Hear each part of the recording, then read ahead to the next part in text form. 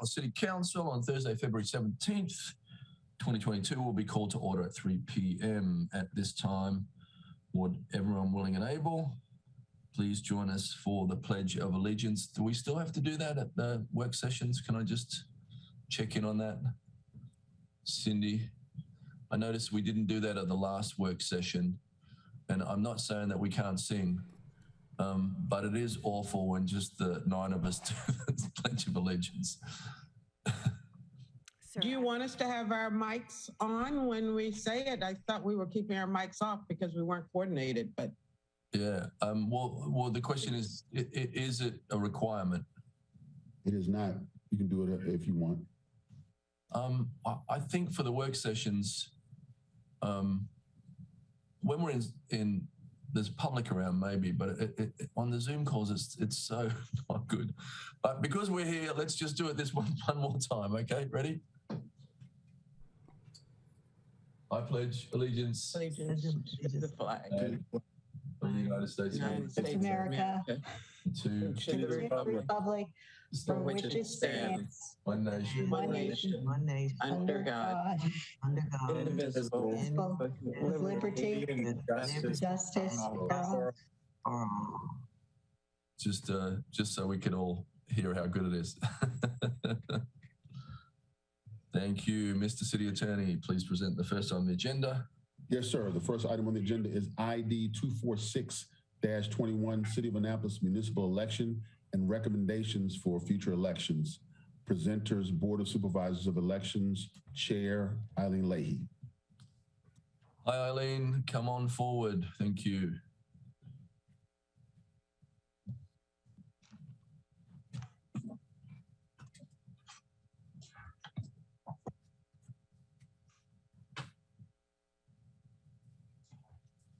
Hello.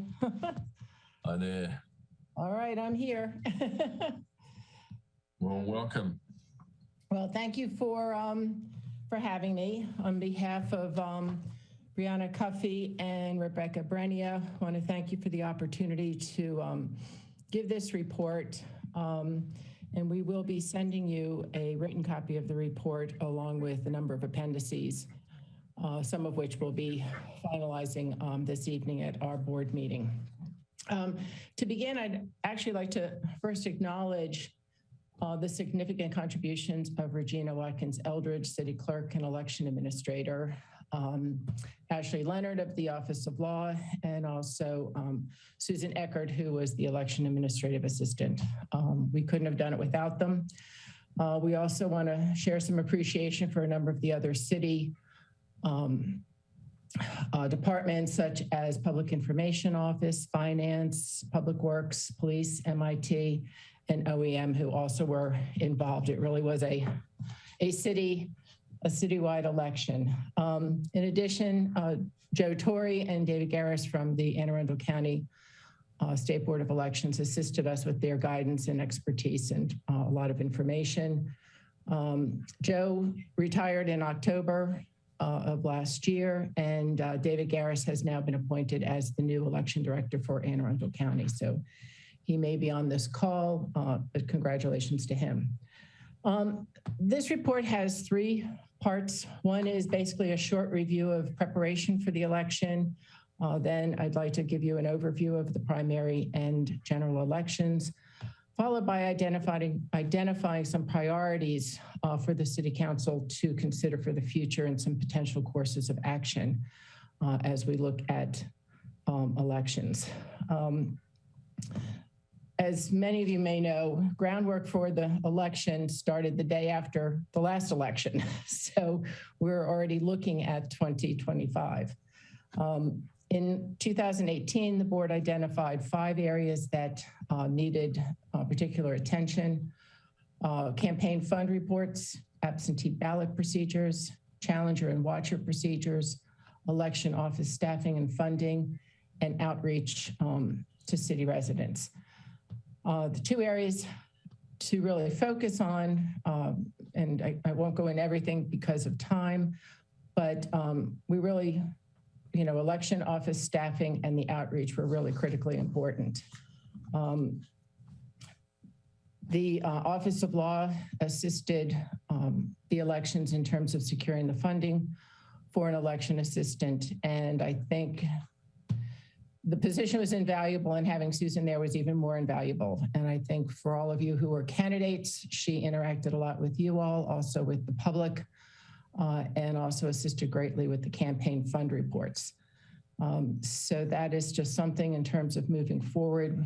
We would want to have at least for the year and a half before the election, but possibly even 2 years before the election, because there is a lot of work and things really went particularly well this year because there was a lot of changes going on. Voter outreach. We implemented a communication plan, and I'll provide the link for you on all of the postings that were done. A lot was done with the city website, social media, including Facebook, Instagram, Twitter. There were print materials put out in terms of in English and in Spanish. And we actually had ads on some of the city buses. I don't know if anybody saw them, but they were there for a limited time. And the focus really was on encouraging people to register to vote, to change their addresses if they needed updating, remind them of the dates of the elections, and even more critically, to give people the resources for understanding how a vote by mail election would work. Regina and Susan were also instrumental in getting the website updated. We included frequently asked questions, more links, online web forms for people to communicate with us more easily, and really had a wealth of information there. This may be unusual, but I'd like to give a shout out to the Capitol and to Brooks DeBose, who covered a lot of the elections and did a good job. And the Capitol actually featured an area on Annapolis elections on their homepage. And that was also very helpful. Additional areas of preparation that were done are listed in the report, and I won't get into them too much, except to say that the emergence of COVID-19 certainly did warrant some additional preparation and was the determining factor for moving forward with a vote by mail election.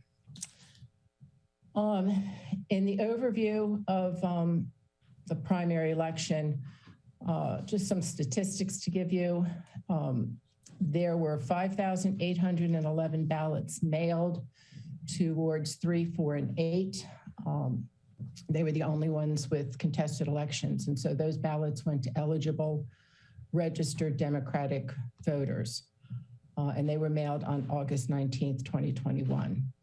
The turnout for all 3 wards combined was 25%. We would certainly like to see that higher. For the general election, also in addition for the primary election, all the voters that did not receive a ballot, and that included Republicans and independents and unaffiliated, received a letter explaining why they weren't getting a ballot. And that was because the elections were not contested. And according to city code, if an election is uncontested, it's not held. In the general election, 24,792 ballots were mailed to all eligible registered voters in Annapolis on October 12th, 2021. A total of 9,963 voted ballots were received. So that was a citywide turnout of approximately 40%. The breakdown, I'll include in the report the breakdown by ward. It was Ward 8 had 48.4%. They were the highest. One of the factors that we dealt with both in preparation and during the election process was with the U.S. Postal Service. I know we had voters and also some of the older persons express concern about the slowness of the mail, mail not being delivered, et cetera. Both the city and the county officials worked very closely, not just with the postmaster in Annapolis, but also in Baltimore. And the county election office assisted us by actually bringing the ballots down to the Admiral Cochrane processing processing center to bypass going to Baltimore. And we believe that that really helped a lot in terms of making sure that the ballots were received in a timely manner. We also worked a bit with Congressman Sarbanes' office because he's also involved with, he sits on the committee that oversees the United States Postal Service. So there really was quite a bit of communication going on. As you can expect, there were a lot of ballots. There were some hiccups. About 1,500 of the ballots were returned as what we call undeliverable, meaning that there was no forwarding address that the U.S. Postal Service could forward the ballots to. They came back then to the county election board, and if there was a way in terms of either email or a phone call, election staff tried to contact them to see if they could update the address and if they were still eligible to vote and there was time to get a ballot out to them and get it in time, they did get another ballot. All of these ballots were all monitored very closely, and each person got one ballot. Of interest is that the undeliverables of 1,500 sounds like a lot. It's certainly more than we want, but it is less than 1%. And apparently the Postal Service average for undeliverables with general mail is 4 to 5%, just to give you a little comparison. The drop boxes worked quite well. There were a couple of hiccups. We did get some complaints that they were confusing. They appeared locked. Where they needed instructions. These comments, we tried to respond to them and give them the instructions that they needed, and we did share them with the county in terms of maybe some design changes for the future or some additional information. We had one incident or one report where someone said that they observed some undesirable material being put into one of the drop boxes at the one located at Pitt Moyer. This was actually the day after. I don't think the ballots were out yet. It was the Saturday before ballots even went out. Anyway, the county did send out a bipartisan team that did open the box and found that it was empty. We also worked with the police department to look at the camera tapes and didn't see anybody approaching the drop box. So it was just a false report. Other than an occasional coin or stone, we didn't have any other problems with the drop boxes. In terms of voter ballot processing, that was all managed by the county. All ballots were checked in. They were kept in a locked area with limited access. Ballot envelopes were what we called cured, meaning that the envelopes were examined to see if the oath had been signed. If the oath was not signed, the county staff tried to contact the individuals that hadn't signed and gave them the opportunity to sign the oath so that their vote could be counted. I don't recall the exact number of that. It was fairly low, but it did make a difference because we wanted every vote to count. And we did have a number of those. And we did have a number of envelopes that did come in that didn't have ballots. Another thing that we were surprised by with the drop boxes was we had a number, I want to say about 12 ballots that were put in the drop box without their envelopes. So unfortunately, those ballots could not be counted because they did not have the envelope or the oath.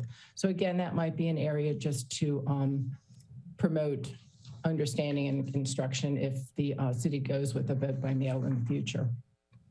In regards to polling locations, we did go with 8 polling locations this year. Certainly in regards to a vote by mail process, that was adequate. They again were all assessed by the county. Layouts were also looked at in terms of the ability to keep the flow of voters going and also to provide COVID-19 guidelines. Lines, if they even existed, were minimal, and things went well. We had sufficient number of election judges, and all equipment functioned. There was one ballot marking device in Ward 4 that was showing an error message, and it was replaced, but no votes were on it and no votes were compromised by that one incident. We also checked chief judge logs that are kept at each site to look for any irregularities, any reports. We did have a few minor disputes, but nothing that went beyond a phone call or couldn't be dealt with on site. I think it is worthy to note that we did find that we had an increase in the number of challengers and watchers at all of the polling locations. We had updated the forms after the last election, which was very fortuitous because in the past you would give a challenger and a watcher form to somebody, but you had no idea who they were or had any contact information. So we did have that contact information if we needed it. Fortunately, we didn't. But again, it was a change in this election with the number of people that were on site. We did note, as far as looking at the breakdown of how the ballots were delivered. For example, with the general election, we received in person, we received 1,937 ballots. With the drop box, we received 4,837. And through the post office, we received 3,090. So for those of us on the board, we were a little surprised to see how many came in through the mail. But we're very happy that the drop boxes were utilized. Moving on to any questions so far? Or keep going and do questions at the end? Okay. As far as the canvas, which we also remind people is actually the counting of the ballots. We had more ballots, as I mentioned earlier. City code stipulates that ballots cannot be opened before the closing of the polls. And this did cause a situation in which the numbers were delayed. We're used to getting those numbers right at the end of the night, taped up on the wall, and have a somewhat of an understanding of who's in the lead and what the breakdown is. This was delayed a bit. We changed the code so that the counting started the day after the election and then was completed the week after. But I try to remind everyone that technically official results do not come until the end of the canvass. So the end result was the same. I know it, I can imagine as a candidate, especially if the race is close, that can be a little nerve-wracking. But in terms of the final result, the final results were all done the week, Tuesday after the election, as they've been done before. The state of Maryland authorizes counting of ballots to begin 10 days before the election. And so that certainly could be something that the city might want to consider changing in the future. As with most things, there's advantages and disadvantages to it. The canvass required, the state law requires that a canvass be open to the public. And so COVID regulations at the time included a mask mandate for all county buildings, and also to have reasonable accommodations for anyone with a medical exemption for wearing a mask. We did have one situation where the canvass did go into recess because there was an observer that refused to wear a mask. And then the situation was remedied when they left the building. But it was something to note. As with the polling locations on election day, we did see an increase in the number of people that had come in for the canvass. I would say there was easily between 15 and 20 people circulating the room. The county reported that this was fairly new for them also. I think it's somewhat indicative of some of the election trends that were seen in the past year with the presidential elections. There were lots of questions that were asked, but there were no formal challenges that were made to any of the ballots being counted. I think in many ways, once observers understood how the canvas worked, it was an easier understanding of things. And that we also just pointed out that canvas training and so many of the types of things that we do are open to the public ahead of time, and we rarely see anybody come in for that. I don't know, with voter outreach, we may want to also try to attempt to do that. And let's see. Also, if you're interested in the breakdown in terms of the types of things that the board reviewed at the canvas, that will be in the canvas minutes, and we're actually going to be reviewing and approving those tonight. And so that will be sent along with the report as an appendice. So you'll have an idea of what was accepted, what was rejected. The two common things that usually cause a rejection is if it comes in too late, is one, or if the oath was not signed. Those were the two main ones.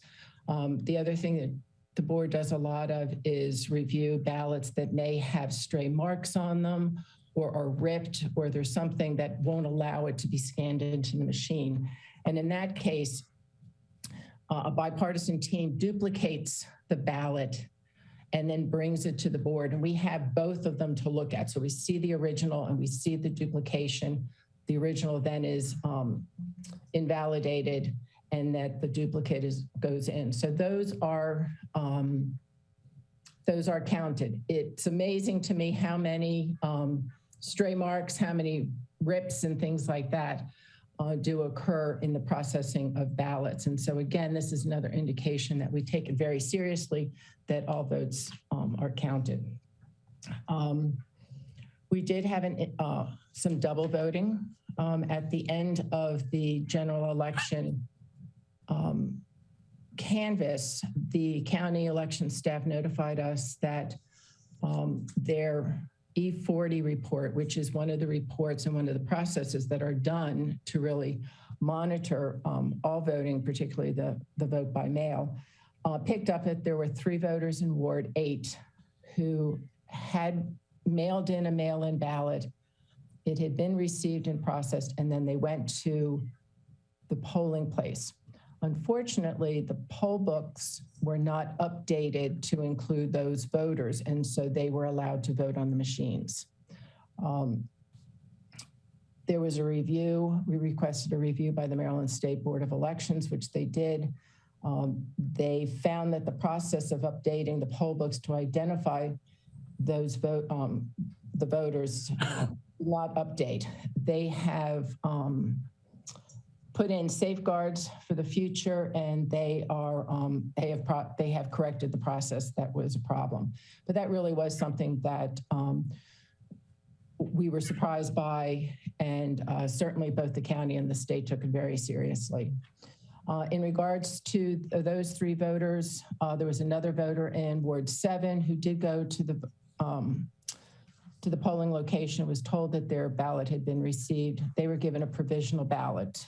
Their provisional ballot was rejected, and their mail-in ballot was accepted.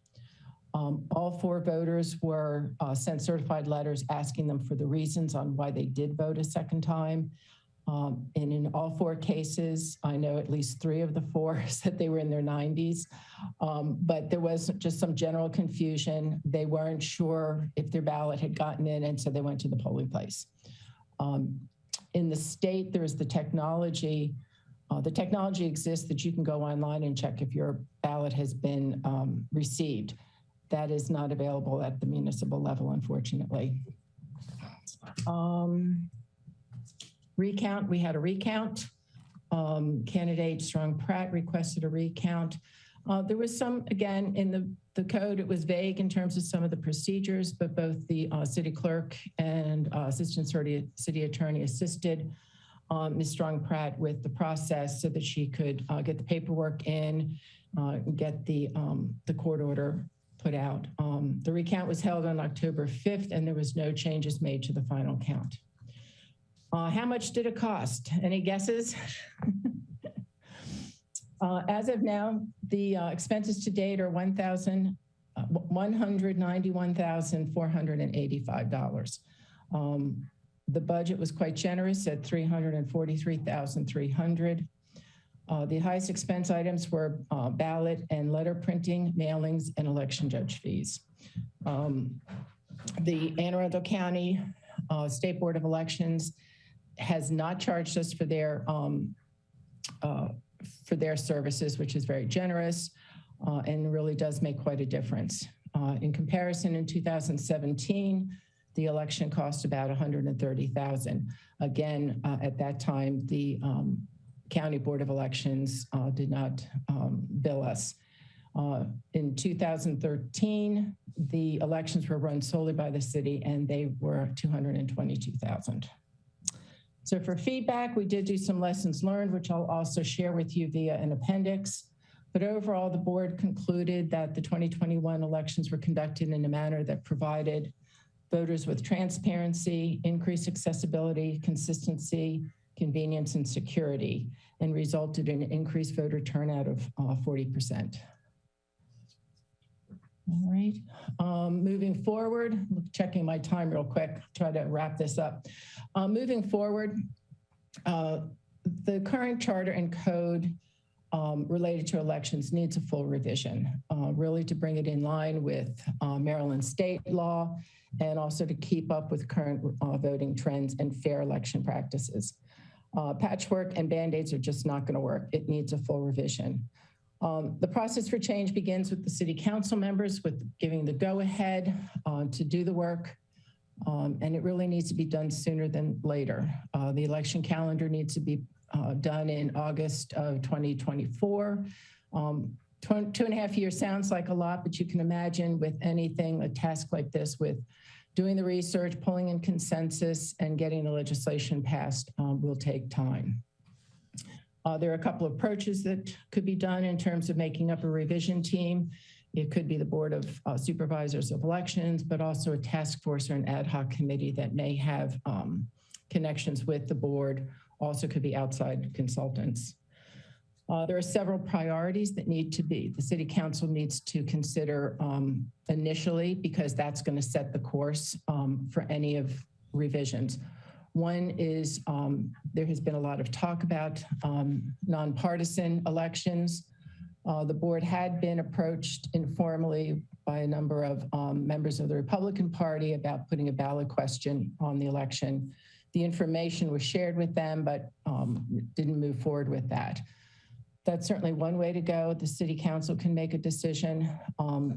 I guess the questions that the board might ask are, is this in the best interest of the voters, whatever decision is made, and what type of elections are we talking about, particularly in terms of nonpartisan elections? Are we talking about ranked choice? Are we talking about an approval method? There's some research that needs to be done. Another option that's been raised aside from partisan versus nonpartisan is the idea of opening up the primary to all voters. This would allow independents to vote in the primary. In the case of our last election, which had uncontested, anybody that lived in Ward 8 could have voted in that election. Doing that type of election is probably something that we can do in concert with the State Board of Elections, but currently the State Board of Elections does not run nonpartisan elections. So that's just some basic information. Certainly the board can assist with further information as the council moves forward. Determining the election cycle. The Charter Revision Commission brought that up again. That again is something that needs to be decided. It can wait until a ballot question on the next election, but it also could be handled right now and is needed in terms of moving forward with changes. Determining ballot options for future elections. Traditional is one, hybrid is another, the vote by mail election, which we had. And then a fourth option is what the Maryland State Board of Elections is going to be doing in 2022. That is where in-person voting will be allowed, not allowed, but will be present. But voters will be sent applications to vote by mail. And probably all of us have received those letters by now. What's going to be different is that you can opt in and say, I want a mail-in ballot for every election. And so that does give people choice. They can also change their mind, but that's somewhat of also a little bit of a hybrid and something that maybe for all of those options for the city council to consider, but maybe one that they're not as familiar with and may want to consider. Again, that would be in keeping in step with the state board and also what voters will be used to at the state level. Other priorities will be fair election practices reform, changes to the date of the primary election, increasing voter turnout, and continued funding for election office staff. And also another recommendation from the Charter Revision Commission was expanding the Board of Supervisors of Elections. Moving forward, is needed to revise the current city charter and code in regards to elections, and this is critical. Necessary steps must be timely, and we are asking the city council to consider them sooner rather than later. Undertaking this mission will be time consuming and will require expertise, insight, consensus, transparency, and commitment. But we believe the Annapolis voters deserve it and they will benefit greatly from it. Thank you. Any questions? I would like to just say for myself, for the city of Annapolis, for the 8 future mayors that are in front of me, my colleagues here, we think that you are a model of efficiency, and we're so lucky to have people like you guys. You did an amazing job and really showed that we could get this done and be like the models we've seen around the country. I want to apologize to you for anyone that's been mean to you. There was a lot of that going around the country, and I hate to see it get this way. So I believe people were respectful. This is something new for all of us, these challenges. But you handled yourself with so much professionalism, and we truly want to say a huge thank you to you all. Thank you, Brianna. Thank you, Eileen. And I think the third member is on the screen, or Brianna is on, I think, but Rebecca wasn't able to make it. Okay, but I'll pass that on to her. A huge thank you. And I'm just going to go across the screen that I see Alderman Arnett I see up first. Sorry. Thank you, Mr. Mayor. Finlayson, and then Alderman Pindell-Charles on my screen. Thank you. So I'd like to echo the mayor's thanks. You went so quickly, we didn't even give you a applause. So it did go very well. And you are right, it was a new process and challenging conditions. That said, of course, there's always a but. And for me, the shortness of time between finding the results of the primary because of the extra time to going to the general election is certainly something that I'd like to put on the drawing boards. Alderman Savage had brought that up when we were talking about this probably about a year ago now. But it is, I don't know. I mean, maybe in some ways having less time is good, but there was sort of a lot of standing and back and forth on your feet waiting to, gee, should we get working on our general election campaign, or are we over now, kind of thing. So that's one thing. Which just one, I should have mentioned it in my presentation. Depending on the type of, if you go with something that's not the traditional type of election, you will need to move the primary date for those reasons to have the time. The other advantage, as you all are going into budget season, is the other advantage to having an election in, say, April or May is, again, it's consistent with the Maryland state, but it also spreads election costs over 2 budgets. Okay, that's good. Speaking of election costs, and I don't know if any of my colleagues got this, but I got a 1098 form from PayPal. We're not expected to file a tax return on our campaign funds, are we? Usually you need to at least send that info into the IRS, but if you have a non-interest bearing account, you don't actually pay taxes. But you would actually have to fill out a income tax form and attach that? So, yeah. Like I know some other campaigns that have had to do that at the county and state level. Bummer. My Yeah. treasurer's going to hate me. Sorry to hijack the question. That it, Alderman Arnett? Yes, thank you. Thank you. Alderman Finlayson, then Alderman Pindell-Charles, and Alderman Channelmeyer. Yes, thank you. Thank you, Eileen or Ms. Leahy and Ms. Cuffey. You know, to echo and not repeat what the Alderman and the Mayor have said, I thought the elections went extremely smoothly, even with the canvassing. I think you guys did an awesome job. So I think you are to be congratulated. And I hope that if a committee comes out of your recommendation, that you all have a significant influence on that committee, because you definitely have the experience and know how to do it right. My first question is, will we be able to get a copy of your report, and particularly the recommendations? You went through them and it was hard to keep up for me anyway. So I would think we'd appreciate having a copy of those recommendations. Yes, I apologize for not getting it out sooner, but some of what was included had not been reviewed at the board level yet. So we'll have it finalized tonight at our board meeting and send it out. Great, thank you. Secondly, you mentioned the letters that we've all received already from the Board of Elections, indicating whether we wanted a mail-in ballot or not. Is that a process that we will be using for future elections? I don't remember getting that letter prior to the last our election or any other election. So is that a new step for them? And will we be implementing that step? The 2020 presidential general election did send out something similar. You were sent out what they called an application for an absentee ballot. And then you could send that back in.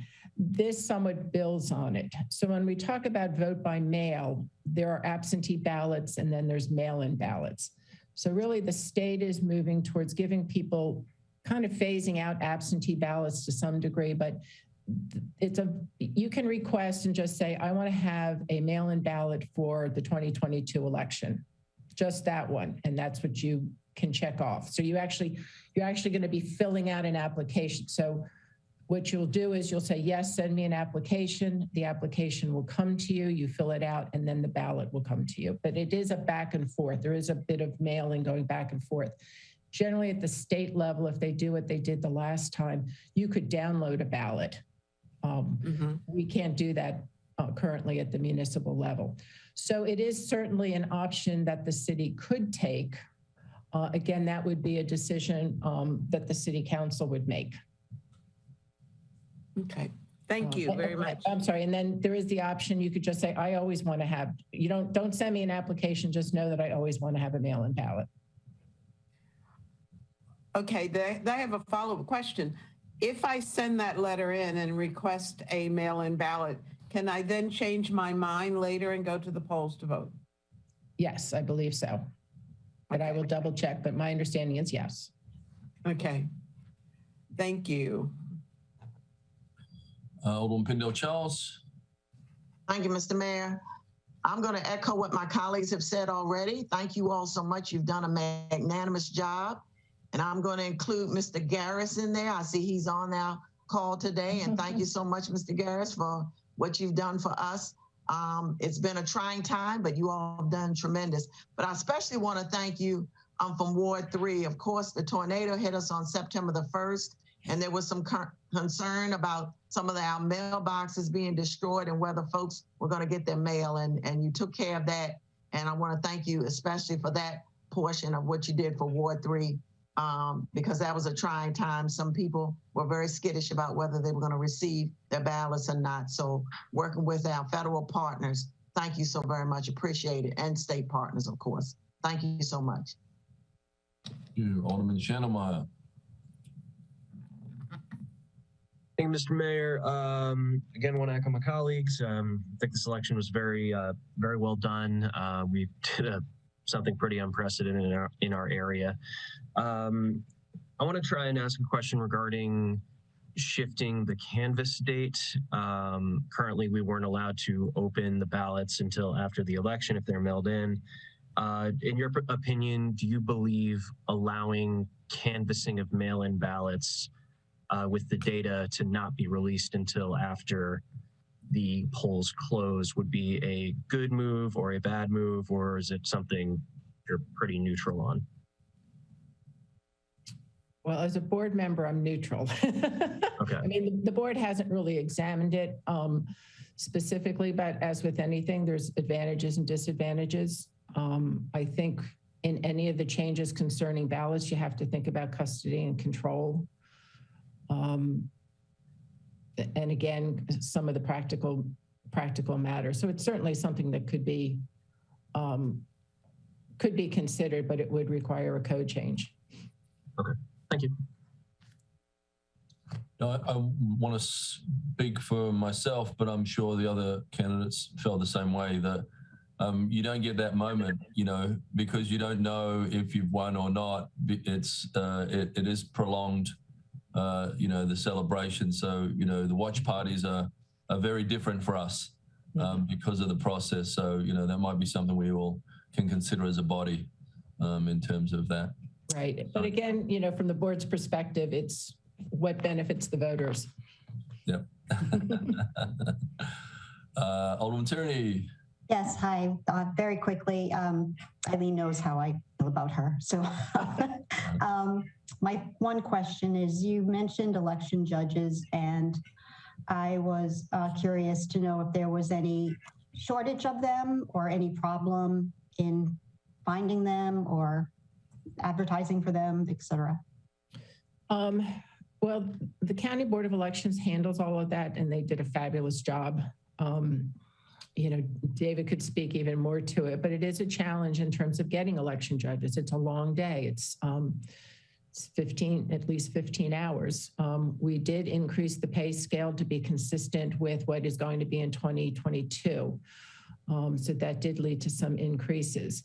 A recent article in the Capitol also pointed out that there's a need particularly for election judges who are registered as Republicans, because pretty much everything that is done in terms of staffing the polling places to also doing the canvass require a bipartisan team. So it either has to be a Republican and a Democrat, or a Republican and an independent, or an independent and a Democrat.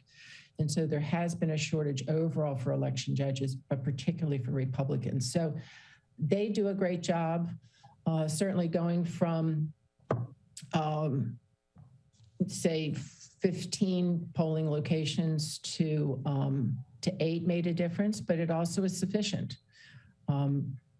So in some regards, more is not always what's necessary, but really looking at what the needs are on the ground. So they did a great job. I think doing online training was helpful for them, but they're always recruiting for judges. Thank you. Thank you, Alderman O'Neill. Thank you very much. I do want to say thank you to the election board, because you guys did a really great job, I believe.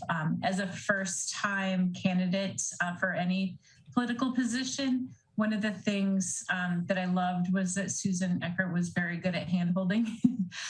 So please extend our thanks to her as well. The only thing I would suggest is perhaps something before the next election that's almost a signing up for Candidacy 101 to help promote and have new candidates come out of the woodworks. It was a pretty daunting experience trying to figure it all out. And while there was help, there was lots of times where we're kind of fumbling around trying to figure out the best way forward. So maybe it's something before the next election cycle that we can come up with and have a little bit more comprehensive, maybe, I don't want to call it training program, but opportunity to gather more people. Right. Well, certainly the central committees are somewhat responsible for any candidacy training. We did start a candidate handbook, which we did distribute. And I have to be honest, we had a lot of difficulty getting everybody to agree to sign it and get it back to us. So, a lot of what Susan was having to do is policing. And so, I've kind of gone easy on you all who were candidates, but we need you to, and your treasurers to read the materials that we give you, to ask the questions, and to be consistent. I can't tell you how many, you all, individually what you've gotten back in terms of things like initial the page, do this, do that. So I hear what you're saying, and certainly we can go that step, but we've had challenges with even just getting step one done before even getting to step two. So, but I would encourage the central committees to be doing that. That's what they've done in the past. And really, they are the ones that have the expertise in running an election and being a candidate, as opposed to the board members. But it is something that's needed and is a good idea. Thank you. Any other comments? All right, we're going to give you that big round of applause now. So thank you.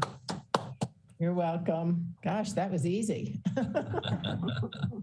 Yeah, the hard part will be our meeting tonight. Good luck.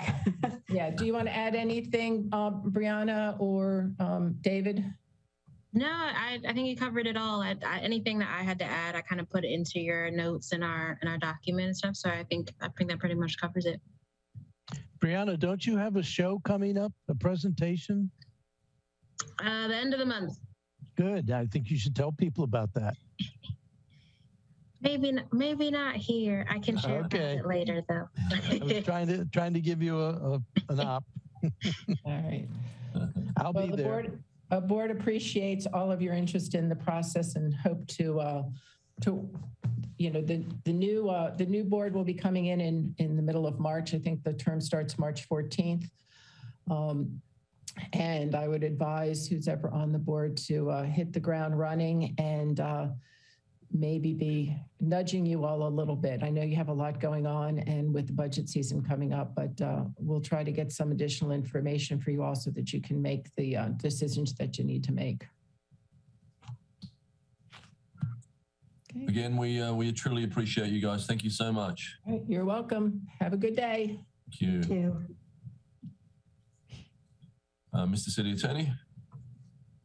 Yes, sir. The next item on the agenda is ID 2022, Form-Based Code Initiative. Presenters, Chief of Comprehensive Planning, Mr. Eric Lashinsky. Please come forward, Eric. Here I am. Good afternoon, Mayor, City Council. Good to be with you. We're here to talk about the Form-Based Code Initiative, which is a exciting kind of signature project within our comprehensive planning process that is not new. It's something that was already being talked about in the last comprehensive plan and perhaps prior to that. And I sense that there's been a gaining awareness and interest in this as a way of addressing other issues within the way our city develops and addressing climate change and mobility, more walkable public realm, so forth. So I'm joined by Jason Beskey and Aaron Perdue from our consultant team, Stantec, who've been already involved on a comprehensive plan. So Annapolis is not new to them, and they're going to be giving the presentation. Why don't you go ahead and share the PowerPoint, Jason? I'm just going to kind of give you a brief update on the schedule and how this fits into the comprehensive plan.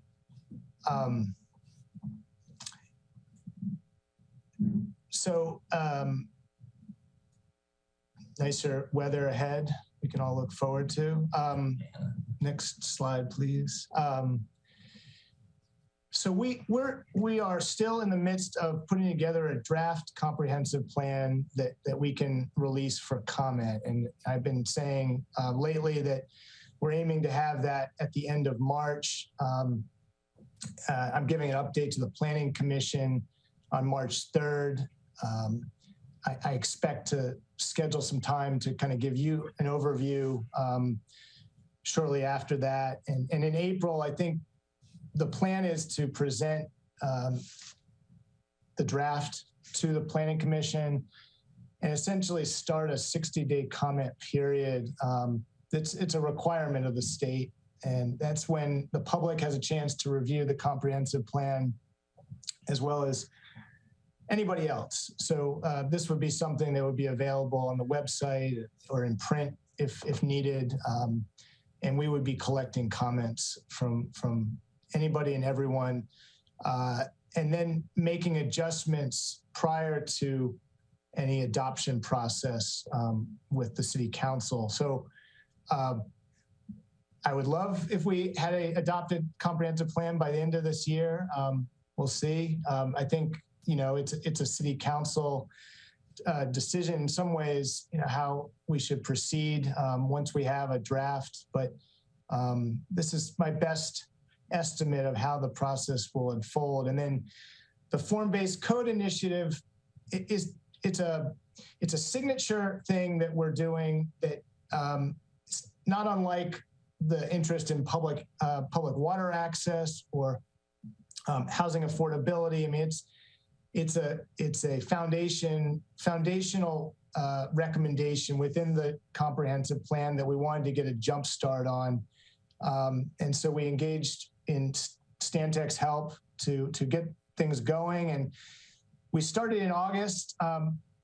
Not a great time in retrospect to kick off project, given that we had an election coming up and we couldn't really engage the council. We wanted to really wait until we had the next council seated. But we did do some early engagement with Planning Commission, some land use attorneys who have been working on development issues in the city for decades. We met with staff who are involved in permitting and to kind of get their input. And then we're going to do some future engagement this spring where that's when we'll be addressing community organizations, business associations. And so we're at a point right now where Stantec is wrapping up their context analysis that will then lead into defining what this form-based code is. And with that, I'll hand it over to Jason. So this is intended to help explain what we're talking about by a form-based code, and we'll have time for questions and discussion at the end. Thank you. Aaron, can I have you, so I'm going to give a bulk of the presentation, but Aaron, if you want to introduce yourself first, that'd be great, and then I'll launch from there. Sure. Thanks, Jason. I'm Aaron Purdue. I am one of the, well, along with Jason, leading the planning and code development for this project. I have done form-based codes in many other cities, and I really enjoy this type of work and getting into taking the policy and getting it into the actual regulations so we can see things happen. So I'm happy to work with you. Thank you, Aaron. All right, and again, my name is Jason. I am a planner and urban designer. I'm located in our Arlington office. Stantec has offices all around the metro, but had the pleasure of working in Annapolis for the last couple of years, starting with Sally Nash and now with Eric. So we have become quite familiar, and we've gotten to a pretty exciting point. And what I'm going to do through this presentation is hopefully give you just a high level understanding. These form-based codes can be quite intricate and wonky a little bit. But I want to give you a high level of what a form-based code can accomplish, and then have a chat a little bit about what thoughts you may have, and also talk a little bit about where in Annapolis for a form-based code. So with that, let me go through this. The presentation is about 15, 20 minutes, but at any time, if you have any questions throughout, feel free to stop me and ask. I'd like this to be more of a conversation. If that's how you want to address it, I'm fine with that. So. All right, so today's Euclidean zoning, which is our standard zoning, uses are separated. There's not a lot of emphasis on the form of the buildings or on the public realm or streetscape. You'll hear, I'll use a few of these words interchangeably, but it's really about use and density, and a lot less so on management and the form of buildings. What we want to do with the form-based code is start to balance those a little bit, and doing it through these three components. So the form of the buildings is the height and the setbacks and the massing of the buildings. use and density are exactly what they are. And then management is, parking standards, any performance standards such as noise and any other ancillary impacts from a development. But what we want to do in form-based code is really put that emphasis on the form of the building and a lot less so on the use. And you can think about it this way. If you were to build properly, look at downtown Annapolis, for example, those buildings, some of those buildings have been there for hundreds of years, and they were built the right place, the right way to start to frame the pedestrian or the public realm. And uses have come and gone for, over the decades, but the building was built right the first time. So if we can really put the emphasis on getting the built environment correct and let uses come and go as time goes on. We know we're going through a big commercial and retail change throughout the country right now. Trends are changing a lot. We will have established a basis for creating a more walkable and pedestrian friendly community. So just a quick definition, and this is from there is actually a Form-Based Codes Institute based out of Washington, DC. And I myself have been a member of the Form-Based Code Institute, but also like Aaron have worked on a number of them throughout the country. Closest to Annapolis would be in the town of Leesburg. And I can answer questions about that as well. It's really, like I said, it's method of regulating development, achieving a specific urban form. But one thing that is really important, and we'll talk about this a little bit through the presentation, is creating a predictable public realm so that when developers come in, they understand what the requirements are for a certain area. But when people like Eric at the city are reviewing applications that come in, they also understand the same set of rules and are able to work together closely with that developer. But also for elected and appointed officials, it's really important that you understand what kind of community you are trying to advance and what types of trends you may want to move into. So with that, why a form-based code? And I'm going to put 8 simple reasons up here. Well, maybe not so simple, but 8 reasons and talk about them a little bit. But these are things to keep coming back to. This is kind of the elevator pitch for form-based codes as to the importance or how they can help the community. So first one is creating a more walkable city. And there's areas within the community that are walkable now. You look at a lot of the community, you have auto-oriented corridors, commercial areas, things of that nature. In conjunction with creating a more walkable community, we're also looking at a higher quality public realm. Think Inner West Street, the sidewalks and the streetscape and kind of the buildings that you see there.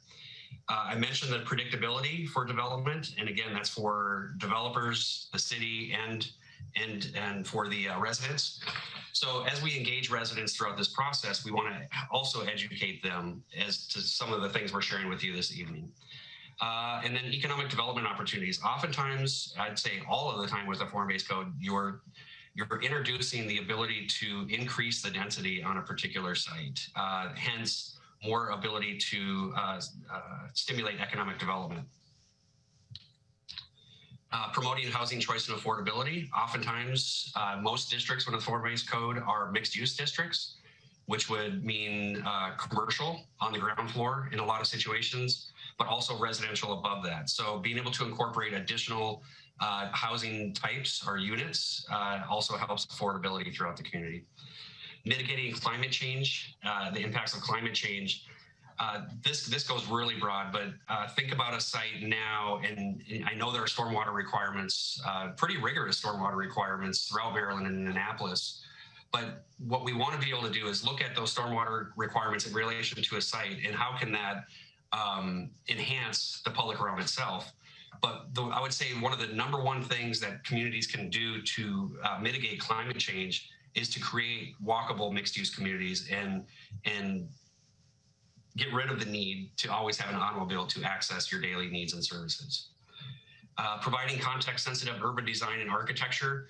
That's talking all about the form of the building, heights, massing, setbacks. But it's also looking at, and I'll get into an example here in a little bit in West Annapolis, but looking at the surrounding development and how do we create or recommend transitions to those communities that not only create a holistic community and invite residents to go into these commercial mixed-use areas, but they're also, we can look at how do we transition down in height, for example, and make those surrounding neighborhoods more livable. And then finally, and I know this is a tough one when you look at a zoning map, but Annapolis currently has 31 zoning districts, a potpourri of colors. What we would like to look at doing with this effort is simplifying and consolidating some of those, particularly the commercial zones that exist. And just to give you an example, and this is building off of West Annapolis. Here's West Annapolis. Grawls is at the corner here.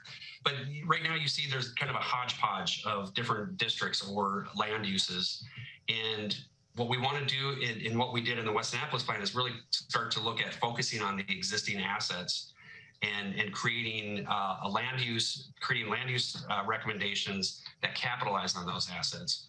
So this is part of the document, and let me go back and forth. So you can see how these land uses may not best address what is happening on the ground. It's kind of a map view. But when we really looked into West Annapolis and worked with the community and what types of land uses should be where, we developed 4 districts within this area. And when we were looking at West Annapolis too, I'll say we look at this as kind of a pilot to be able to apply this approach to other areas of Annapolis. We feel this approach where you start to look at the character in different districts in relation to the surrounding neighborhoods really helps to provide that contextual sensitive design and get to a more livable community. So within this one, just so I can dive in as an example, the Village Square area, again here where Grawls is we wanted to recommend a dense core or a more dense core of the neighborhood, which would be where you would have your taller heights, more density, public green, a mixed use district where people from the neighborhoods could come and participate. Recognizing that RAW is an entryway as well. We have a village corridor district that abuts the Village Square. This is creating a really nice streetscape and pedestrian friendly entrance into the community.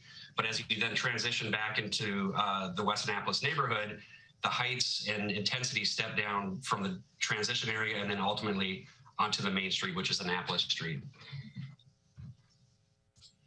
This is a medium density corridor. This particular corridor is in Alexandria, and this is a medium density corridor. And the main difference between these two corridors is the policies that are in place to create a better streetscape. Both of these corridors carry the same exact amount of traffic. Well, I shouldn't say exact, very similar amounts of traffic, but it's really about setting up those rules through the form of the buildings and what the streetscape looks like that allows you to go from a more auto-oriented corridor to something that looks more like this, that is pedestrian friendly. Buildings are framing the street. Again, these are buildings that have been here for decades, if not centuries, that have seen different uses come and go. But one thing they continue to do is define that public realm, the really pedestrian friendly streetscape, and create a very quaint walkable district. Here's a statement.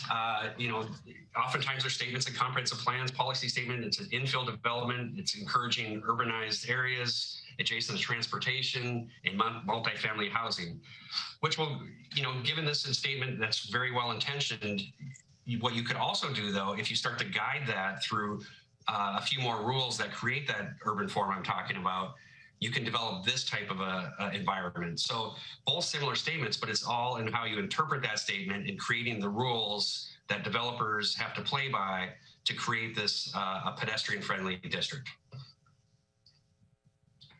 3 simple rules. So when I look at urban design and starting to create walkable, 3 simple rules. Typically suburban, parking out front, access, building back behind. But what we want to do is flip that equation.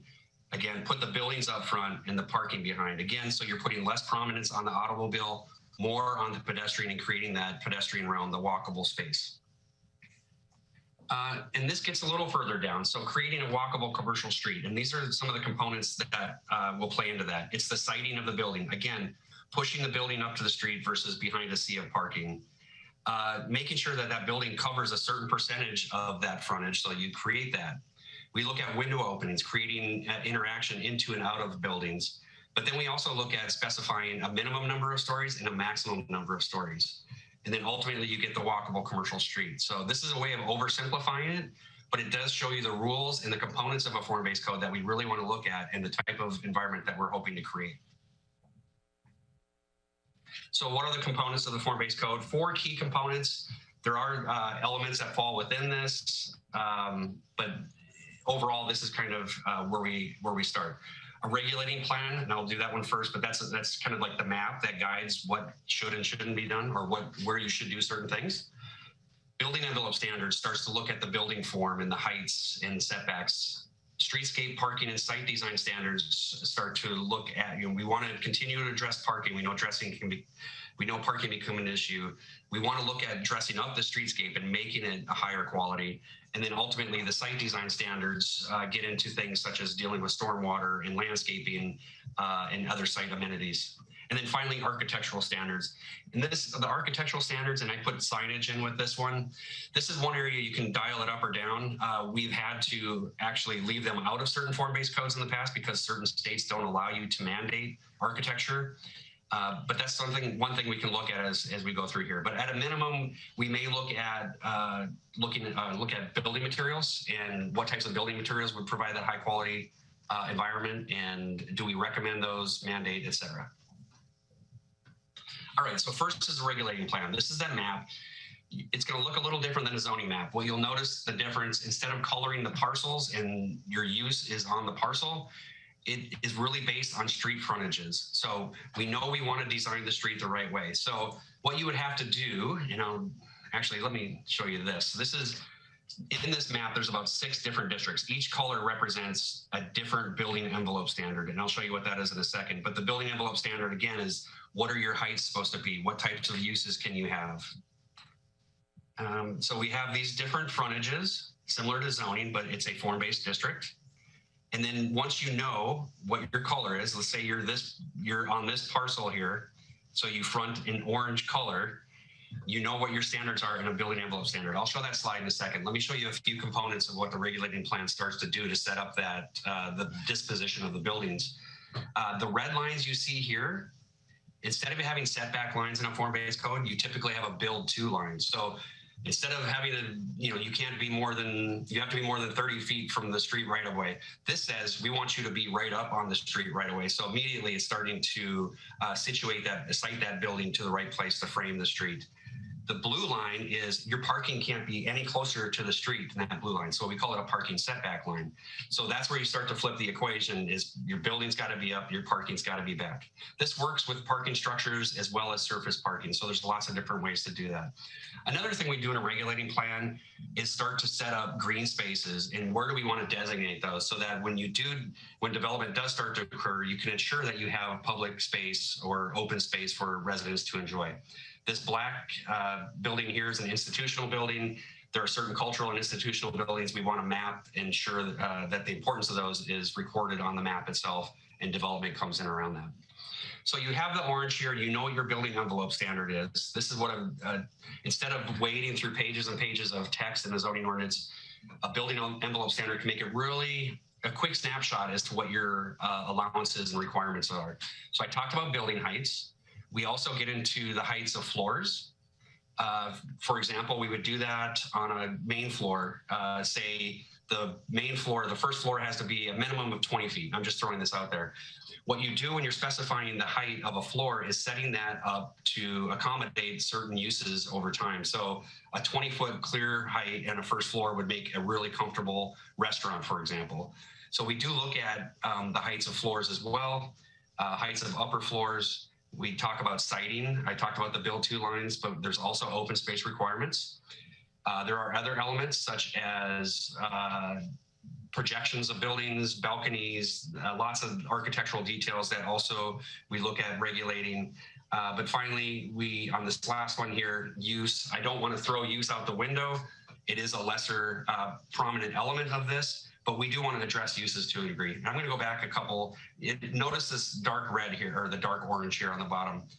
There are certain areas on this map, and you can see the darker orange and the lighter orange. The darker orange, and this is something you can dial up or dial down to whatever degree would work, but the dark orange would actually require on the ground floor certain active uses, so that you can see a very small percentage has it, but we knew we wanted those streets to be the active streets. We wanted to see restaurants, commercial, lots of window openings and act life and happening on the street and inside the buildings.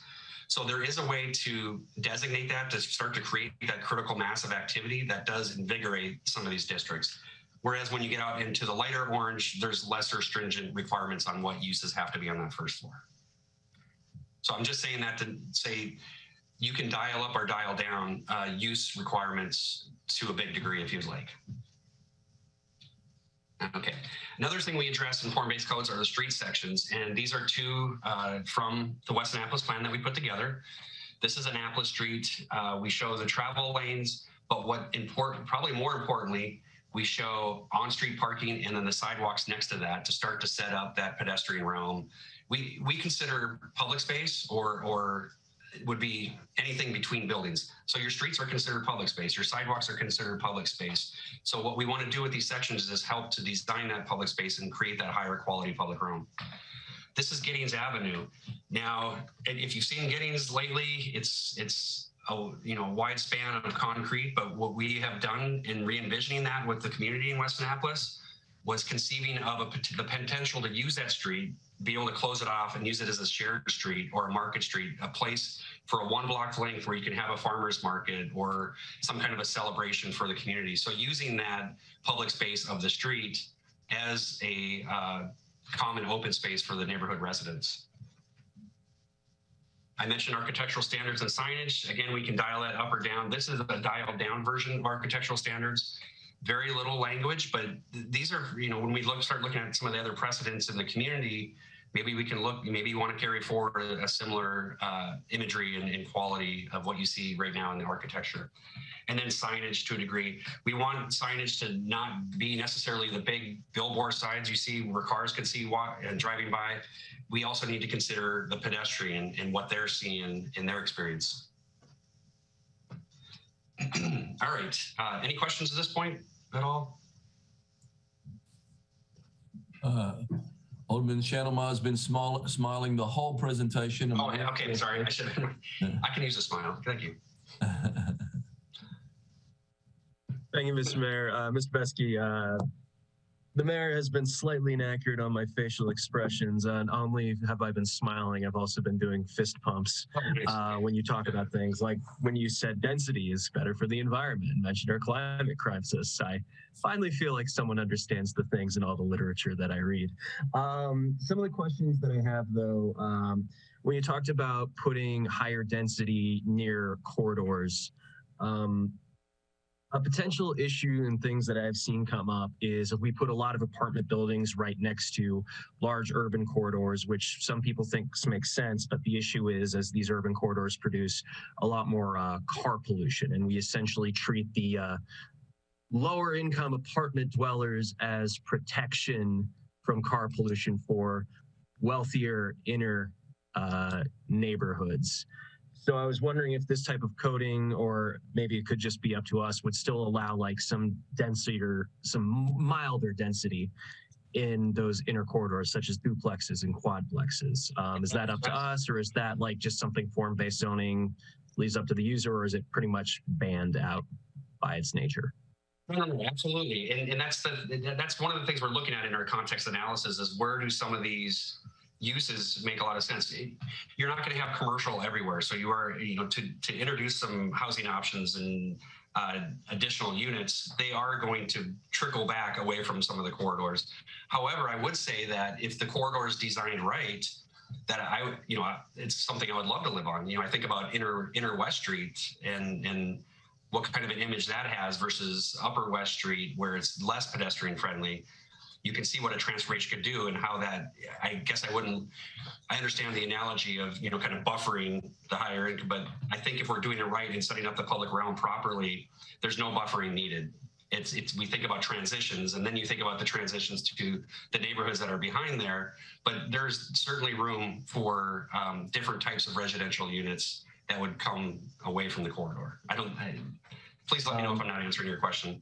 No, you have, and I also got to say the zoning by road type I think is one of the more interesting things I've seen. I've never actually encountered that before, so that's a really cool thing to look more in. This again, it could be up to us if this is does form-based zoning allow this, or is this it's up to the city council question when we implement it, or if we implement it. Will this allow gradual height increases in neighborhoods? For example, I'm a very big believer that if you're in a neighborhood of a bunch of single-story buildings, you should be allowed to build a two-story building without any kind of ruckus, because that's, yes, slightly higher, but in the community character. Same thing. If you're in a bunch of 2-story buildings, well, building a 3-story building really isn't that big of a deal by community character. And it allows these very natural, gradual, organic ways for neighborhoods to grow and change, you know, the ways neighborhoods have worked until Euclidean zoning. Is that something that this would allow, or is that something that this can actually hinder? Because it goes, this is the standard of the area. You may do whatever you want with, as long as you only meet the standards of heights, et cetera. So, good question. First of all, it's only going to apply in the districts that we, apply this form-based code. It will oftentimes, and this is really a rule of thumb, so I don't want to be quoted as to being the person who generated this, but we've looked at a lot of, 1-story districts, for example, and what is it going to take in those districts to get someone to redevelop their property? What's kind of the, what's the minimum threshold so for someone to look at turning something over? And it's usually offering 3 times the density. It's a 3-to-1 ratio. And that typically has been enough to motivate people to redevelop. Now, I will say typically height allowances will go up, because there's a lot of 1- and 2-story commercial, and within a form-based code, in a typical, a really popular development model now is up to a 5-story pretty easily, 6-story with a concrete podium, or even 7. But what we want to do is really, I'm kind of working around the answer because I don't know the answer yet until we finish our context analysis. But generally, you're going to see the allowance for an increase in height. But I do want to say, caveat that with, we really need to look at the individual neighborhoods and what types of transitions we actually require. So while there may be a 2-story or 3-story home that's on the edge of a form-based district, that might be a good enough height to allow us to transition to what's adjacent to that. Therefore, we wouldn't want to increase the height on that particular home.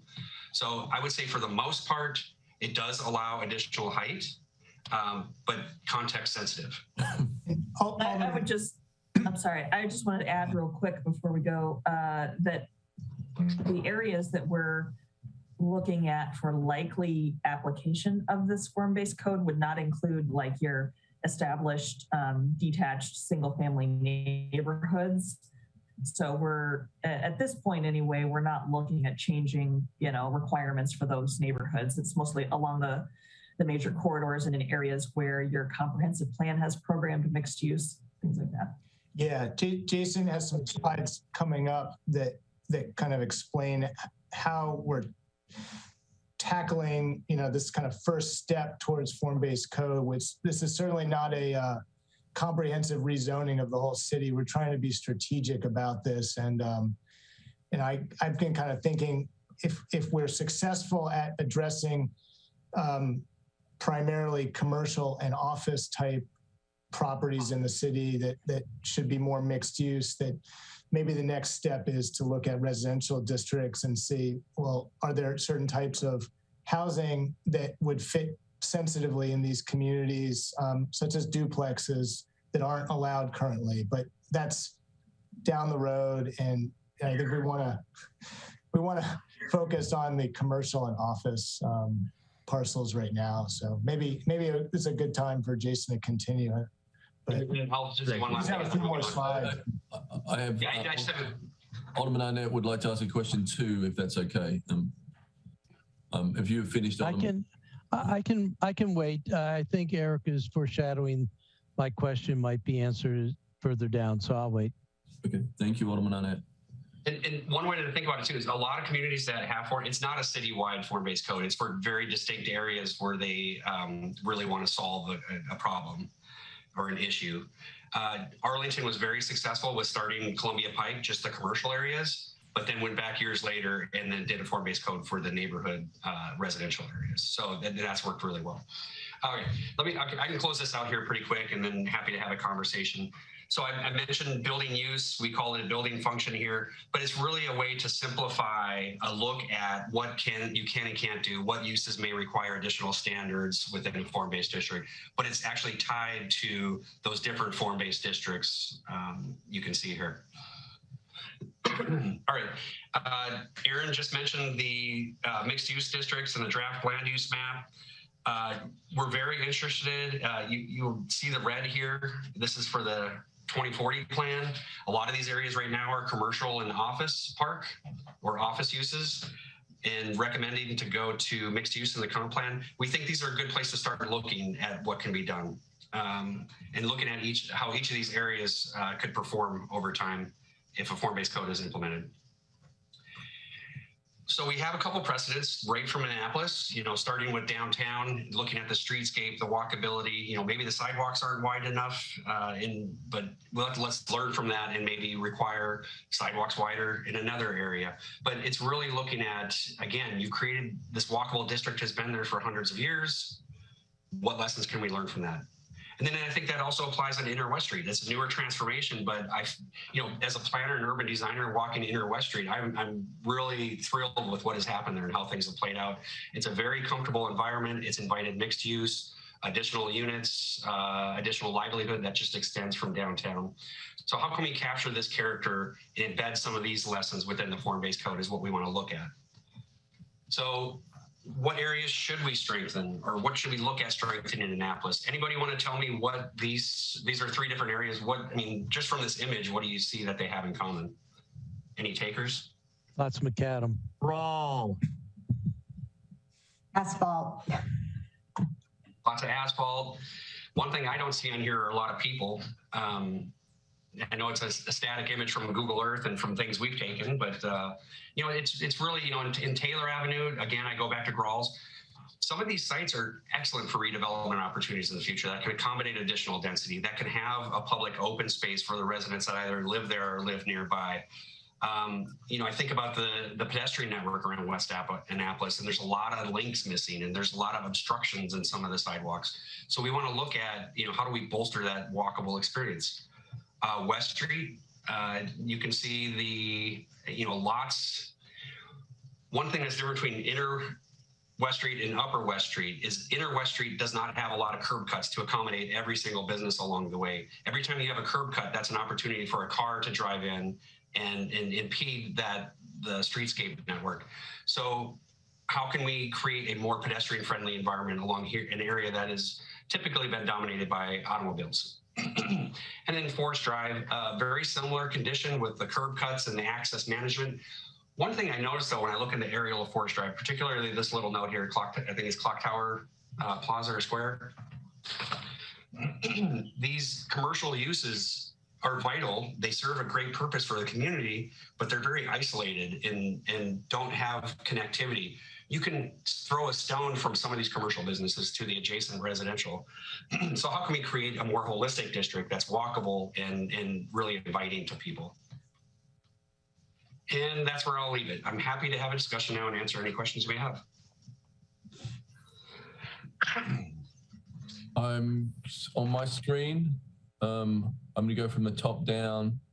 Alderman Pindell Charles, Alderman Savage had sent me a text, so I'm going to pick you next, and then Alderman Tierney. That's okay. I think Alderman Arnett, is he going first? No. Oh, sorry, I didn't see that hand up, Ross. Nope. No, I'm being patient.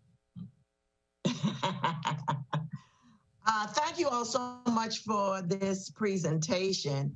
I'm the Upper West Street Burger King person, Ward 3, and I'm just going to throw out some things, and I see Eric smiling because he knows where I'm going with this, probably. First of all, we do have established detached neighborhood and homes. We also are in the process of, because our neighborhood has been there since the Civil War, and we have has been in the past a predominantly African-American historical community. We have 41 historical sites here. We're in the process of making it a tourist destination. So there, we have a significant Hispanic population, but we do have a lot of commercial and industrial zoning. But also the fear continually is gentrification. How do you combine all of that which gentrification can equal fear. We have a very diverse community, economically and culturally. But we do have Upper West Street, which is a state roadway, of course. But I guess in 25 words or less, we don't look like West Annapolis. We don't look like anybody else in the city, to be quite honest. So just kind of a quick snapshot of us. What are your weigh in on this? I have a lot of thoughts. I will say one thing is that a form-based code is neither going to solve or create gentrification necessarily. And I'll caveat that, given that the community is working with a holistic set of policies that are guiding it. So one thing that a form-based code will do, Alderwoman, is provide additional housing units. And I think it's really important to look at affordable housing units, additional housing types that can accommodate those that live in the area currently. I think it's really important to be inclusive and include your ward and members of your ward in this process, and make sure that their voice is heard in the process, and that there is no fear in the gentrification word.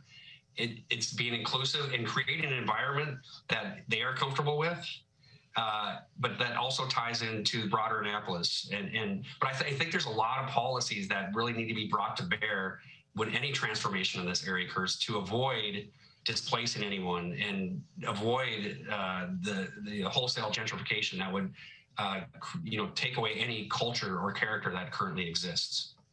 So a very careful process. One thing I want to mention, we do abut the county and we have no control over that.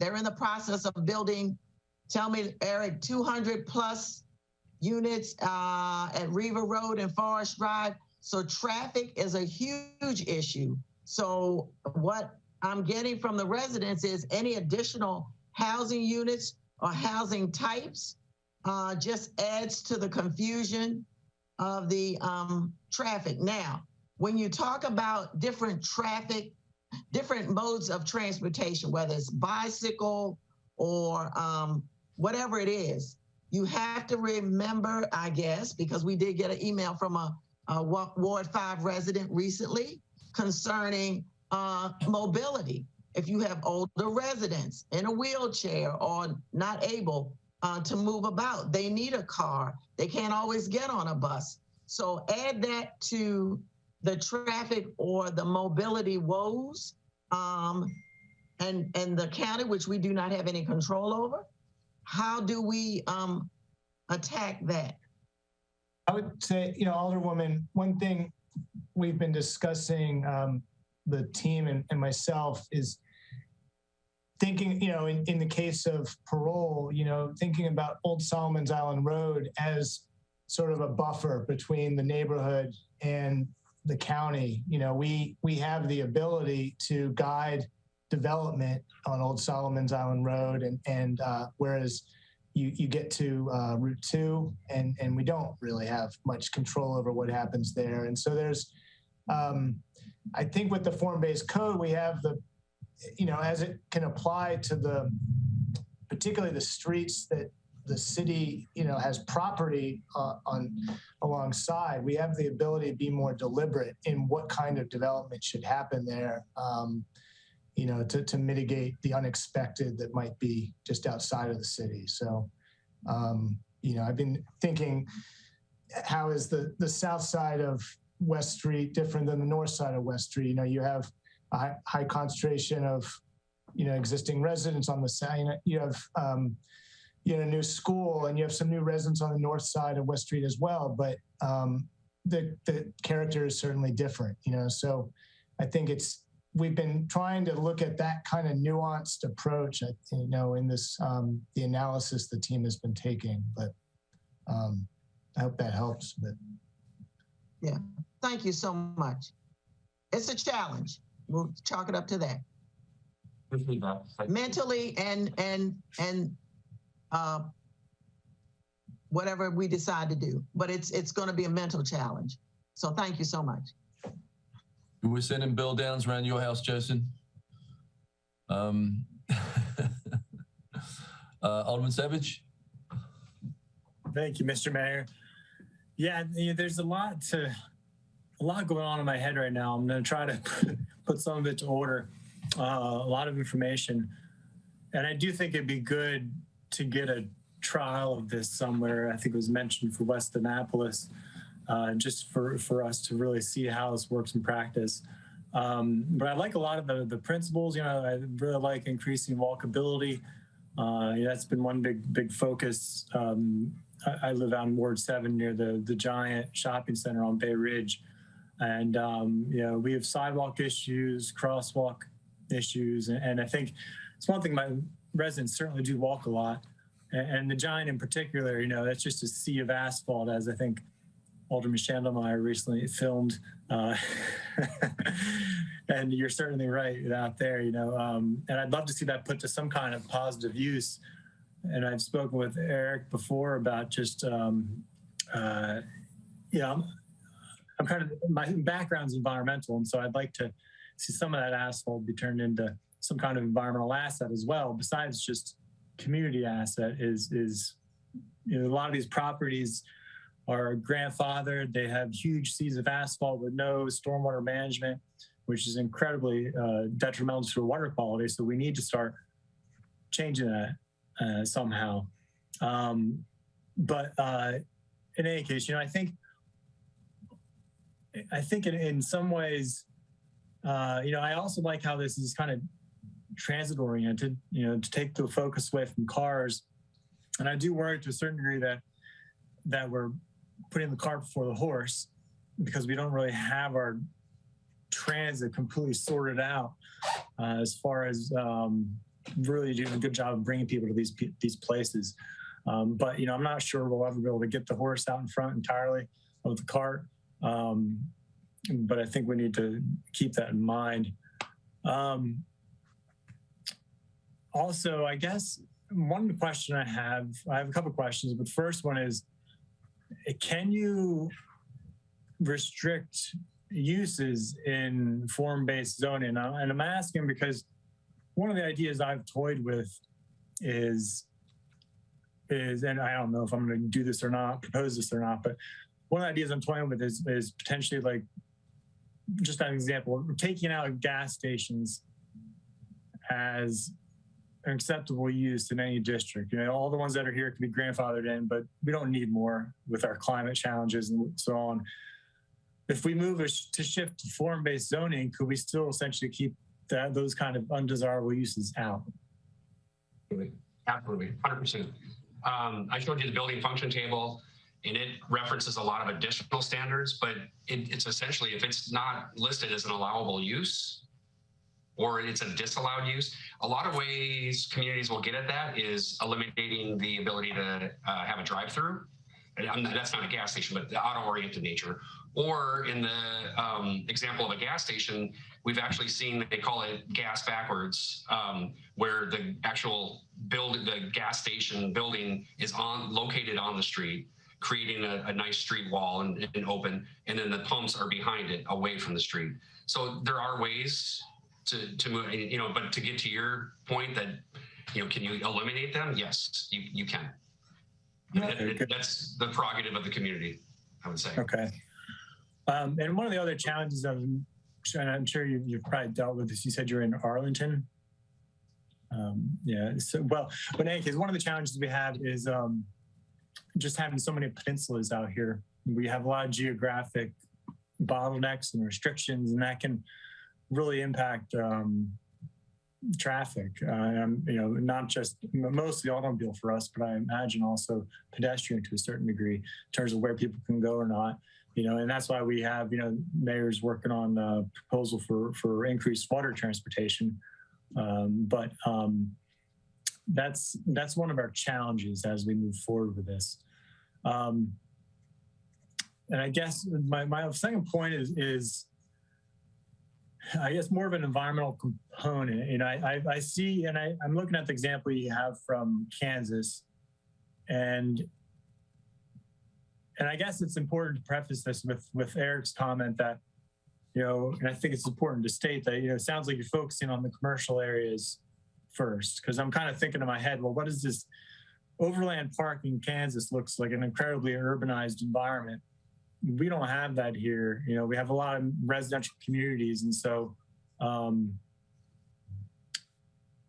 don't know, do you have something that's, and I see you have some open space listed on this map, but it's very gridded. So I'm just wondering, is form-based zoning very localized, or can it be used on a neighborhood approach, or is it just meant for particular areas? There's a whole gamut of how you can do it. So Overland Park is a very quintessential suburb. It's the largest suburb of Kansas City that just grew, grew on the card. 1 mile grid of thoroughfares. They have a very small kind of a streetcar downtown. You can see that grid, but it itself over time had become strip mall upon strip mall. So it was really to recalibrate that. And the reason I use the Overland Park example is because that is the one form-based code I've worked on where we've seen drastic advancements in that community and loss of development. And the code itself is, I think, really well written to get to what the community wanted. But we have examples. There's lots of local examples, Leesburg being one of them. If you're familiar with Leesburg, just south and east of the old and historic district is called the Crescent District. It's an old industrial area that's pretty large, but this is a way for them to create that, extend that walkable fabric of the downtown out away from the downtown and then get more people living close. But you'll see Miami and Denver both have citywide form-based codes. They threw out their zoning ordinance and implemented a form-based code community-wide.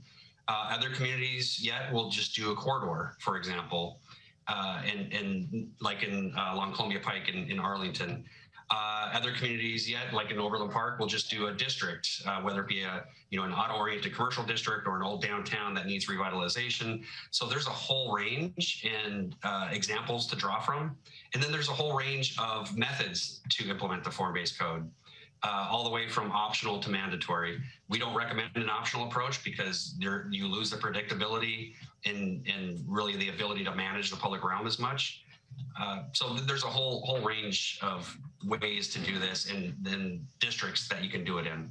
But it's typically in commercial districts or industrial districts, but we are seeing it increasingly now more in residential districts and those communities that are going. I think it's Cincinnati has a nice one for their residential districts to try to introduce more housing density and housing typologies.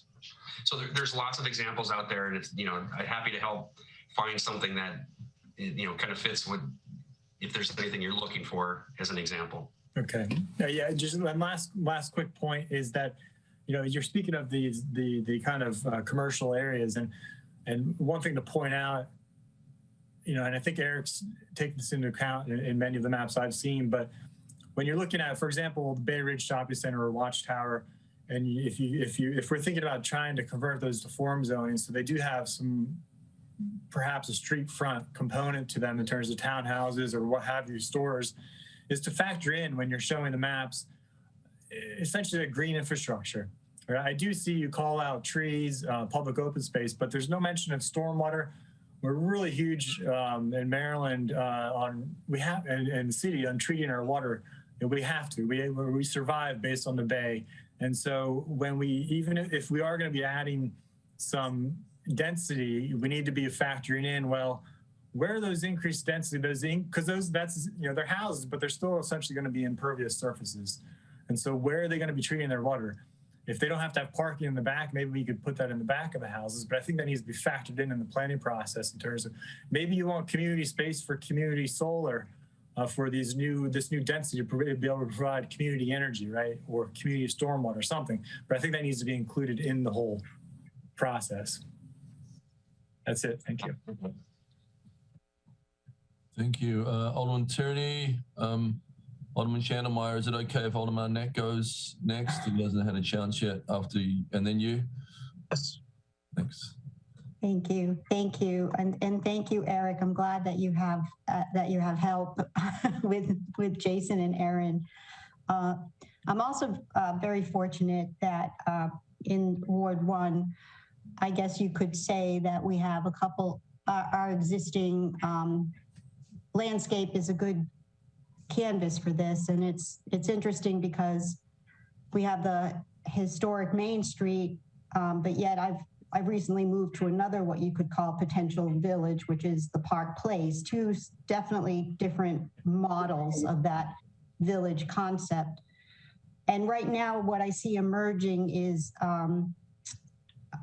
Inner West Street, trying to work with those existing buildings and introducing new uses.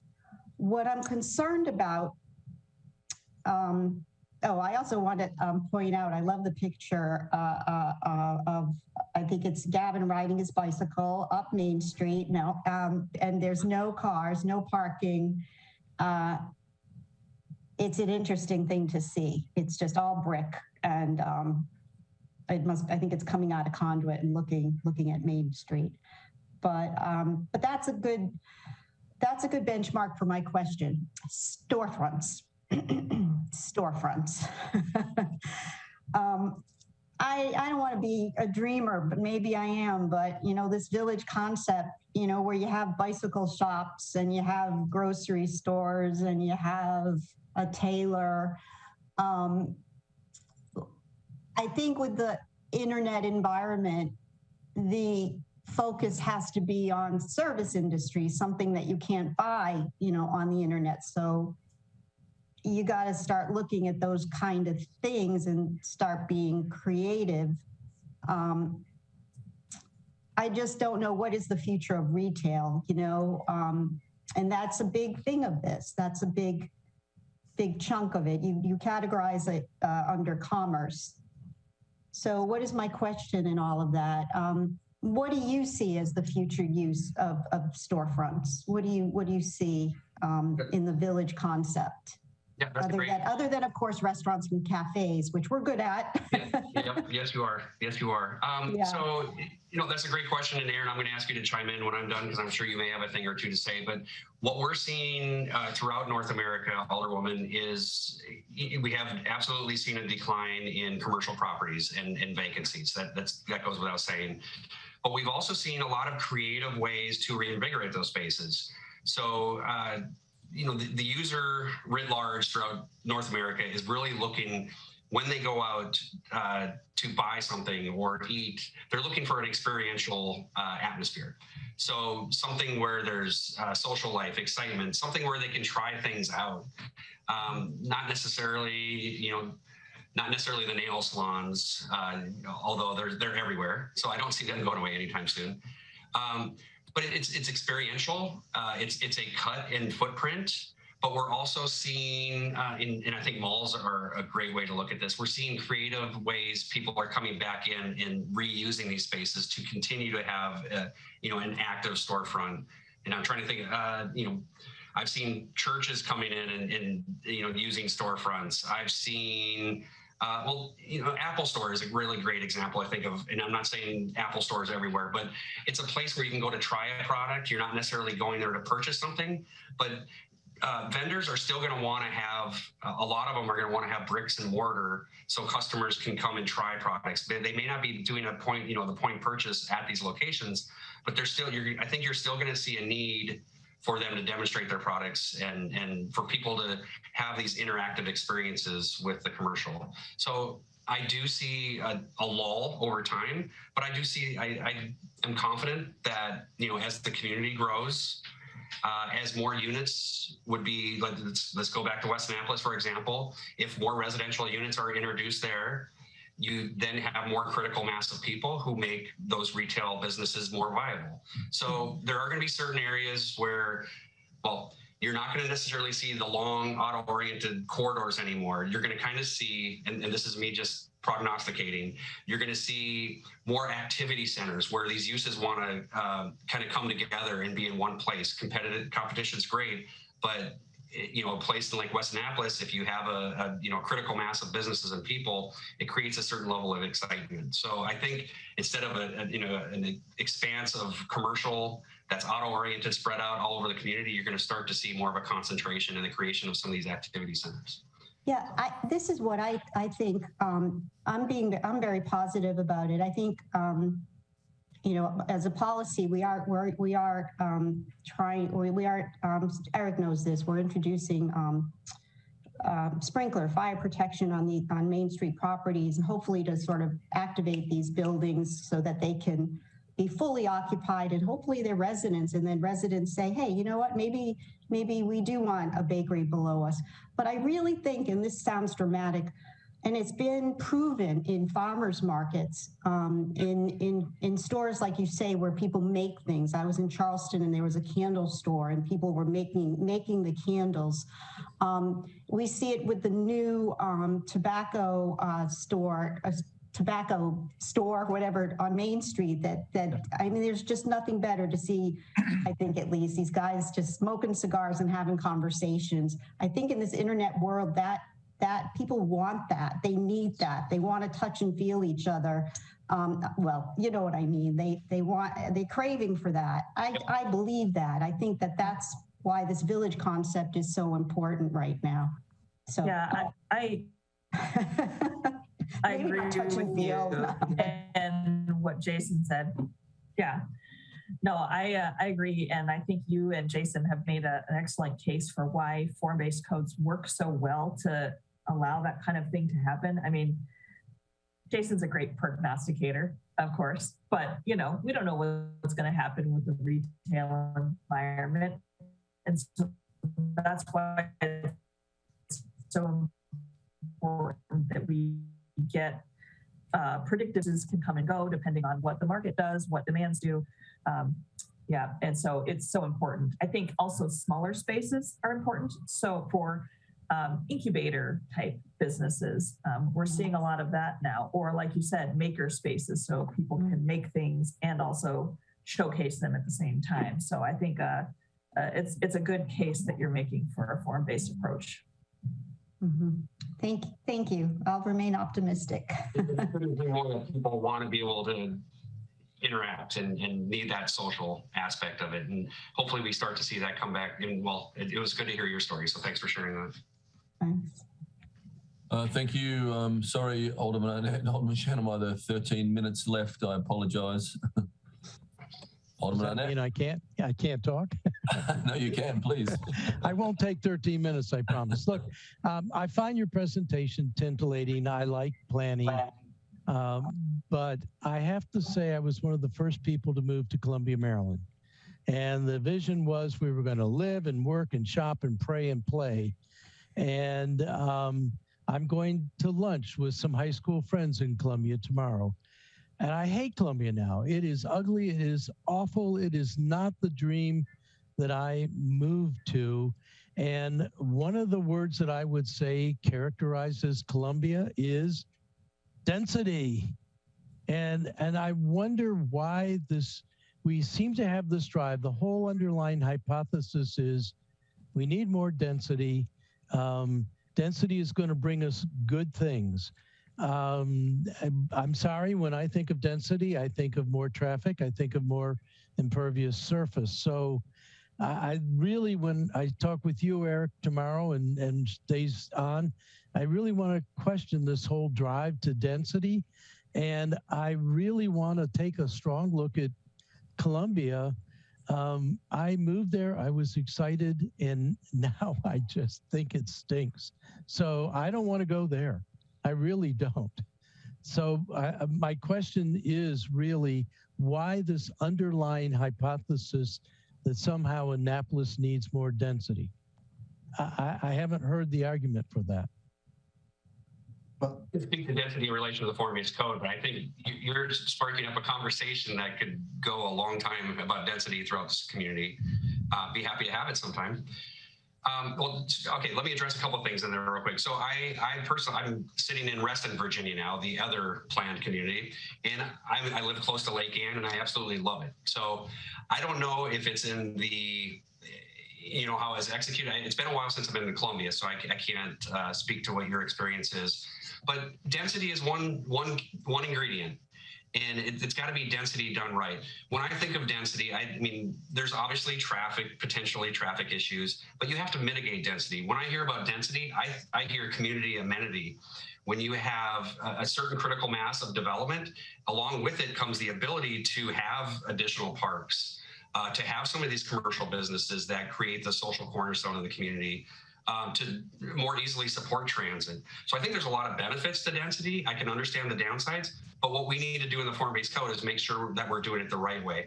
And when you think of density, and we don't measure form-based codes in density. We look at the heights of buildings and where the buildings are located, not this is the floor area ratio, or these are the units per acre necessarily. I mean, that's a good measurement to start to understand things, but it's a little bit of an abstract conversation to have. It's more about how big is the building, where is it, but what opportunity is that additional number of units going to present to a community such as West Annapolis?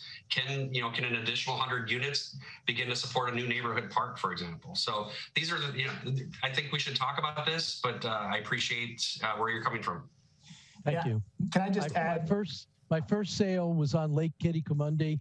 Now it is covered by hulking, multi-story, concrete-clad condominiums and apartment building. It is just not the romantic place that I moved to.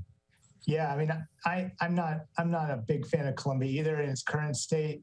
I tend to put when I speak about density in the context of Annapolis, I put an asterisk next to it because you can't compare to places like that. I mean, I think I think of Eastport as having density. I mean that is a fact of that's a reality there. It's an urban neighborhood. You can walk and you can go to you don't need to jump in your car to go everywhere. So I think we are taking a very specific approach to Annapolis, and I think I would agree with you. We're not trying to become Columbia. So. Any more, Alderman Arnett? No, thank you. Alderman Shanaway? We have very different views of Columbia, because when I think Columbia, I think low density, single family sprawl surrounded by giant parking lots and parking requirements. So yeah, that's fun. But anyway, what I wanted to talk about was we have some hesitancy, some worries about like cart before the horse, where we're just like, well, we can't implement this yet because we don't have this infrastructure. There are a lot of urban planning books. I'm just going to throw through just 4 right here. Green Metropolis, Confessions of a Recovering Engineer, Sprawl Repair Manual, Walkable City Rules. And essentially what we get into when we that all kind of argue very effectively that when you try to go, well, we can't do this, we can't be a walkable city because we don't have the walkable city infrastructure, so we need to keep all these other things. We're not a walkable city because we try to keep those other things. When you try to accommodate for both, you essentially just keep prioritizing the car. So if we don't try to make that shift and make walking or biking more or transit more convenient, people will just keep choosing the cars, and then just more car infrastructure takes over. So I will leave it with that. I just wanted to show when I argue these things, I have references. Thank you. Any other comments? Well, very exciting stuff. We truly appreciate all this information. I think we all appreciate what makes Annapolis special. Its scale and fabric, and I'm sure you do this based on that. Right? So looking forward to moving forward with you guys. Thanks for the presentation. Thank you. The opportunity. We intend to come back when we have something concrete to kind of share that to get more feedback. Obviously, needless to say, no matter how exciting an idea is, we need it. We need support for it, and so we're going to try to build that amongst the council. So thanks for being able to introduce. Excellent job. Thank you so much. Thank you. Okay, Mr. City Manager.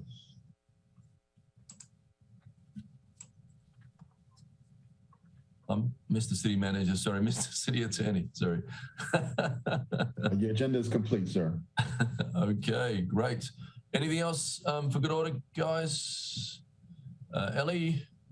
Yeah, I thought it'd be a good opportunity because I think we're all here except one. I just want to make sure that you all got the invitation that there will be a finance committee meeting next Wednesday. It's a special finance committee meeting. It's specifically on the ARPA Davenport presentation. And I just think it's really important that we're all in attendance. It's before the next city council meeting when it comes up for public hearing. So I just wanted to make a note of that, okay? Thank you for doing that, Ellie. Thank you, Alderman Tierney. Appreciate that. Thank you. All right. Okay. Thank you, everyone. Meeting adjourned. Thank you.